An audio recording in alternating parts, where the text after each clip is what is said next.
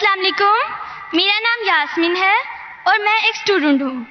میرا سوال ڈاکٹر ذاکر نائک سے ہے کہ میرے والد خوارج ہیں، وہ جمہوری نظام کو کافر کہتے ہیں اور حکومت اور اس میں رہنے والے لوگوں کو بھی کافر کہتے ہیں۔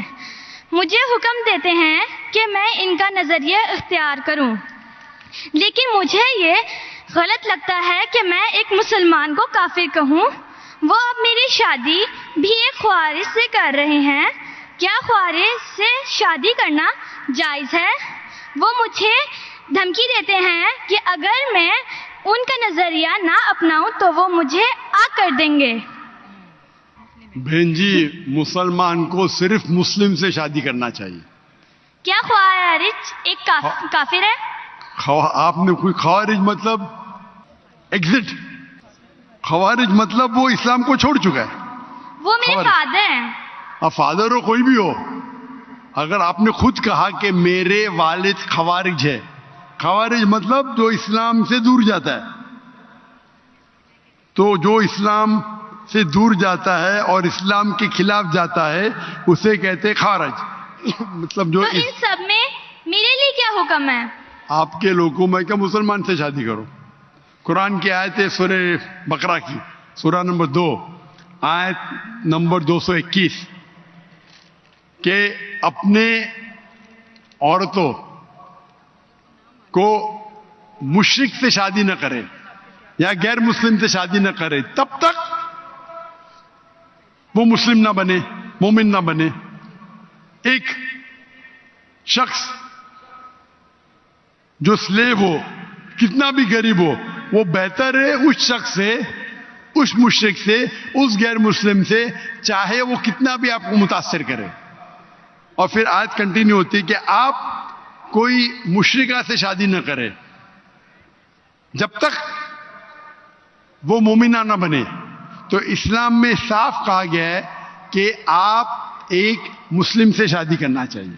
تو قرآن میں یہ بھی تو لکھا ہے کہ جو ایک انسان کا ولی ہوتا ہے، اور اگر وہ یہ بات نہ مانے کہ میں ایک مسلمان سے شادی کروں تو اس معاملے میں کیا کروں؟ بہن جی، یہ قرآن میں نہیں لکھا ہے، حدیث میں لکھا ہے۔ حدیث میں لکھا ہے کہ شادی کرنے کے لیے خاتون کو، عورت کو ولی کی ضرورت ہے، اور ولی والد ہے۔ لیکن اس میں اختلاف ہے، حنفی مذہب میں یہ ضروری نہیں، فرض نہیں ہے۔ اگر ولی والد اجازت نہیں دیتے تو دینا اچھی بات ہے، لیکن فرض نہیں ہے۔ باقی 3 ائمہ میں ولی والد ہونا ضروری ہے، لیکن آپ کے کیس میں اگر والد خوارج ہے تو یہ آتا ہی نہیں معاملہ۔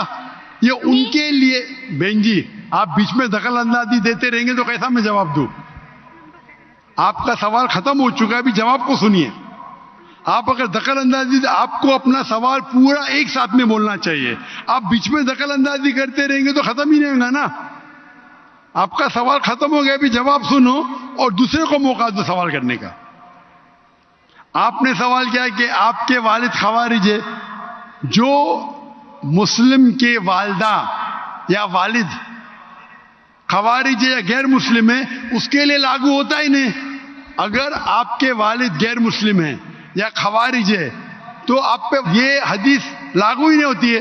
پھر آپ کو آپ کا ولی دوسرا کوئی مسلمان بن سکتا ہے، چاہے آپ کا چاچا ہو، چاہے دوسرا کوئی قریب ہو، لیکن یہ جو فرد ہے اس کے اندر فقہ میں اختلاف ہے۔ حنفی مذہب کے حساب سے اچھی بات ہے کہ ولی سے کرو، لیکن فرض نہیں ہے۔ اگر والد اس شادی کے ساتھ رضا نہیں ہے پھر بھی شادی ہو جاتی ہے۔ باقی 3 ائمہ کے نزدیک والد کی رضامندی جو ولی ہے وہ فرض ہے، لیکن آپ کے کیس میں یہ لاگو ہی نہیں ہوتا ہے۔ آپ نے جب کہہ دیا کہ آپ کے والد خوارج ہے تو اس میں لاگو ہی نہیں ہوتا یہ۔ آپ کو قرآن اور حدیث فالو کرنا چاہیے۔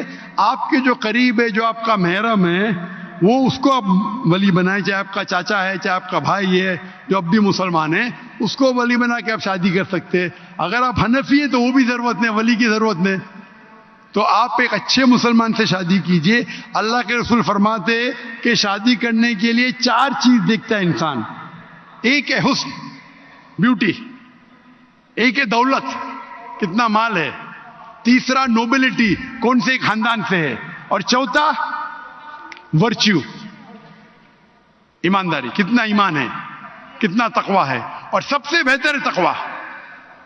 تو میری التجا آپ سے ہے کہ ایسے مرد سے شادی کرو جو تقوی والا ہے، وہ سب سے بہتر ہے، اور آپ سوچ سمجھ کے ڈیسیشن لو، اور اچھے مسلمان جو دین کے اوپر عمل کرتا ہے، قرآن حدیث کو فالو کرتا ہے، اس سے شادی کیجیے۔